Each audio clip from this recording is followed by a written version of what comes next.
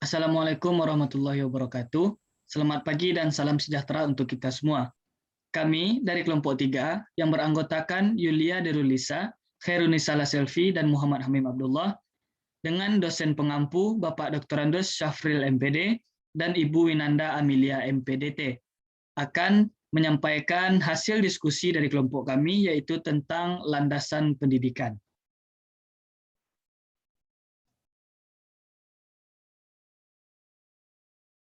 Bahan kajian kami pada kesempatan kali ini yaitu yang pertama, pengertian landasan pendidikan, yang kedua, macam-macam landasan pendidikan, yang ketiga, implementasi landasan pendidikan. Yang pertama, pengertian landasan pendidikan.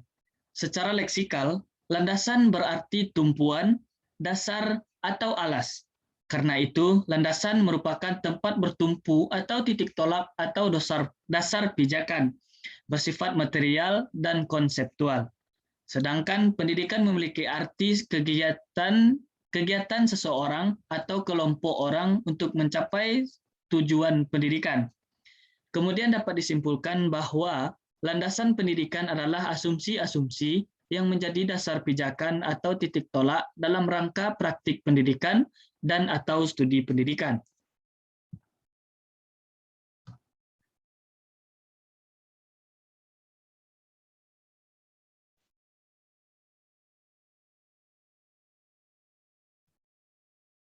Selanjutnya, macam-macam landasan pendidikan. Yang pertama, landasan religius. Yang kedua, landasan fisiologis. Ketiga, landasan sosiologis. Yang keempat, landasan legalitas. Yang kelima, landasan kultural. Yang keenam, landasan psikologis. Yang ketujuh, landasan ilmiah dan teknologis. Yang kedelapan, landasan ekonomi. Dan yang terakhir yaitu landasan historis.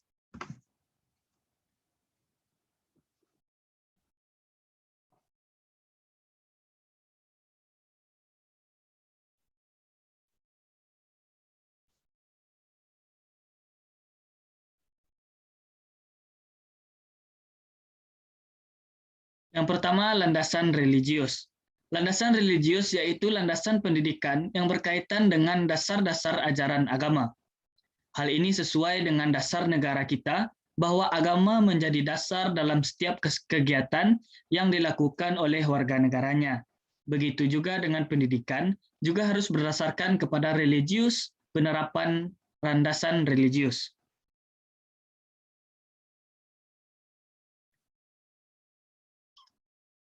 Selanjutnya, landasan filosofis. Landasan filosofis adalah landasan yang berkaitan dengan makna atau hakikat pendidikan, yang berusaha menelaah masalah-masalah pokok, seperti apakah pendidikan itu, mengapa pendidikan itu diperlukan, dan apa yang seharusnya menjadi tujuannya dari pendidikan itu, dan lain sebagainya.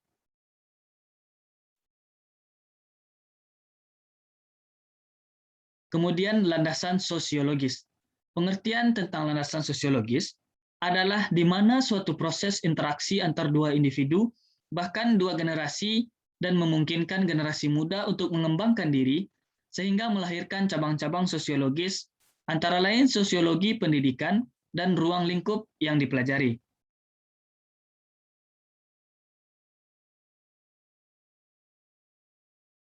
Kemudian landasan legalitas. Pendidikan selalu bersangkutan dengan berbagai aspek kehidupan manusia. Kebijakan, penyelenggaraan, dan pengembangan pendidikan, landasan hukum atau legalitas yang jelas dan sah. Dengan berlandaskan hukum, maka kebijakan, penyelenggaraan, dan pengembangan pendidikan dapat terhindar dari berbagai masalah. Setidaknya dengan landasan hukum, segala hak dan kewajiban peserta didik dan pendidik dapat terpelihara.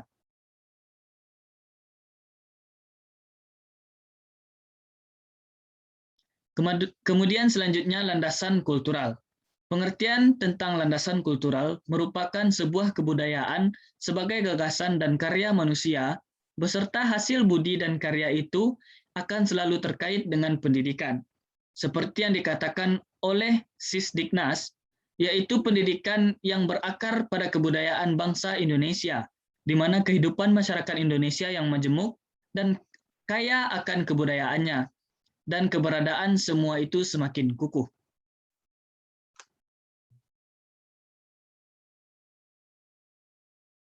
Kemudian selanjutnya landasan psikologis. Landasan psikologis merupakan pemahaman peserta didik, utamanya yang berkaitan dengan aspek kejiwaan. Dalam maksud itu, psikologi menyediakan sejumlah informasi atau kebutuhan tentang kehidupan pribadi manusia pada umumnya, serta gejala-gejala yang berkaitan dengan aspek pribadi.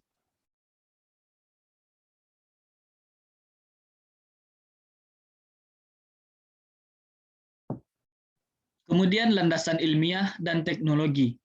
Seperti yang kita ketahui, IPTEK atau ilmu pengetahuan teknologi menjadi bagian utama dalam isi pengajaran. Dengan kata lain, pendidikan sangat berperan penting dalam pewarisan dan pengembangan IPTEK. Kemudian IPTEK atau ilmu pengetahuan dan teknologi adalah segala sesuatu yang diperoleh melalui berbagai cara penginderaan terhadap fakta, penalaran atau rasio, intuisi, dan wahyu. Dan juga ilmu pengetahuan dan teknologi ini juga berbanding sama-sama bermanfaat dengan atau untuk jalannya sebuah pendidikan, yaitu di mana di masa sekarang ini dan saat sekarang ini di mana pandemi melanda seluruh negara yang ada di dunia, ilmu pengetahuan dan teknologi ini sangat berperan penting dalam menunjang untuk kegiatan pendidikan atau kegiatan pembelajaran. Lanjut. Selanjutnya, landasan ekonomi. Landasan ekonomi ini menjadi dasar bagaimana memutuskan atau mengeluarkan kebijakan dan pelaksanaan pendidikan tertentu. Karena dengan dasar ekonomi, kita akan bisa mengambil keputusan atau mengambil tindakan yang efektif dan efisien. Kemudian selanjutnya yaitu landasan historis. Landasan historis memberikan peranan yang penting karena dari suatu landasan historis itu bisa membuat arah pemikiran pada masa kini. Demikian juga halnya dengan bidang pendidikan. Selanjutnya yaitu implementasi landasan pendidikan. Lanjut.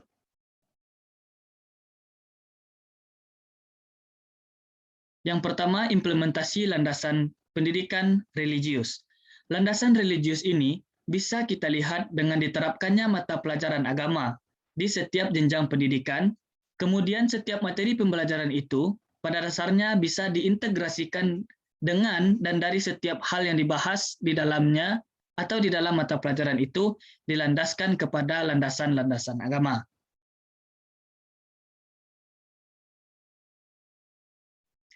Selanjutnya yaitu landasan filosofis. Misalnya pendidikan itu dikelompokkan menjadi pendidikan kolonial, pendidikan pra-kemerdekaan, dan pasca kemerdekaan. Setiap tahapan itu, setiap prodi itu memiliki pendidikan yang berbeda pada saat kolonial pendidikan lebih diarahkan untuk menciptakan lapangan kerja yang siap pakai oleh para penjajah. Tujuan dari itu sendiri bukan lagi sekedar menciptakan lapangan kerja, tetapi justru bagaimana individu-individu yang ada di negara ini bisa berkontribusi untuk mempertahankan kemerdekaan. Kemudian implementasi landasan sosiologi. Yang pertama yaitu konsep-konsep sosiologi tentang manusia menjadi dasar penyelenggaraan pendidikan. Yang kedua, masyarakat sebagai ekologi pendidikan atau sebagai lingkungan tempat berlangsungnya pendidikan. Yang ketiga, pendidikan merupakan sosialisasi atau proses menjadi anggota masyarakat yang diharapkan. Yang keempat, implikasi sosiologi dalam pengembangan teori pendidikan. Yang kelima, mendorong lahir dan berkembangnya sosiologi pendidikan. Yang keenam, mendorong lahir dan berkembangnya ilmu pendidikan kependudukan. Kemudian yang ketujuh, mendorong lahir dan berkembangnya aliran sosiologisme pendidikan. Selanjutnya yaitu implementasi landasan legalitas. Berbagai peraturan pemerintah yang berkenaan dengan pendidikan yang menyertainya. Berbagai peraturan pemerintah yang dimaksud antara lain Yang pertama, Peraturan Pemerintah Nomor 27 Tahun 1990 tentang Pendidikan Prasekolah. Yang kedua, Peraturan Pemerintah Nomor 28 Tahun 1990 tentang Pendidikan Dasar. Yang ketiga, Peraturan Pemerintah Nomor 29 tentang Pendidikan Menengah. Peraturan Pemerintah Nomor 30 dan Nomor 31 Tahun 1999 tentang Pendidikan Tinggi. Kemudian yang kelima, Peraturan Pemerintah Nomor 73 Tahun 1991 tentang Pendidikan Luar Sekolah.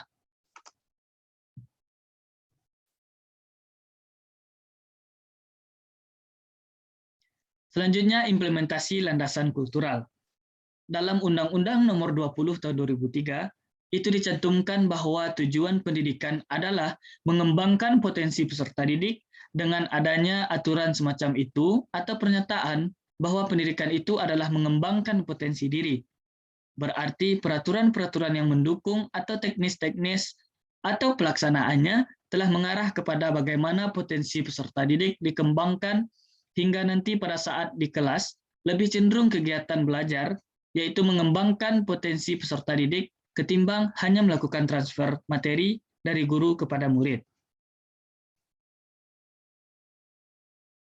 Kemudian implementasi landasan psikologi. Kajian psikologi pendidikan dalam kaitannya dengan pengembangan kurikulum pendidikan, terutama berkenaan dengan pemahaman aspek-aspek perilaku dalam konteks belajar mengajar. Kajian psikologi pendidikan telah melahirkan berbagai teori yang mendasari sistem pembelajaran. Selain itu, kajian psikologi pendidikan telah melahirkan pula sejumlah prinsip-prinsip yang melandasi kegiatan pembelajaran.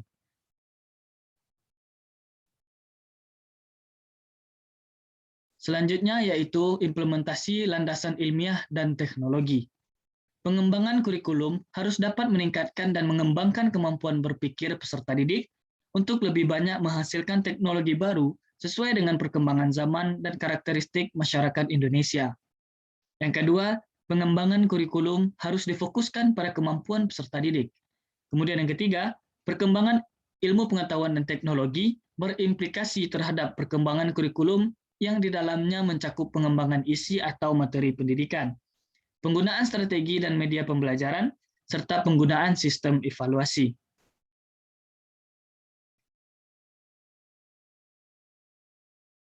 Selanjutnya, implementasi landasan ekonomi. Dapat mengambil keputusan atau mengambil tindakan yang efisien dan efektif, tidak hanya dalam menggunakan cara ataupun dana, tetapi juga dapat mencapai tujuan ketika tujuan pembelajaran tercapai dengan cara yang tepat sehingga diperoleh tujuan pendidikan yang efektif dan efisien.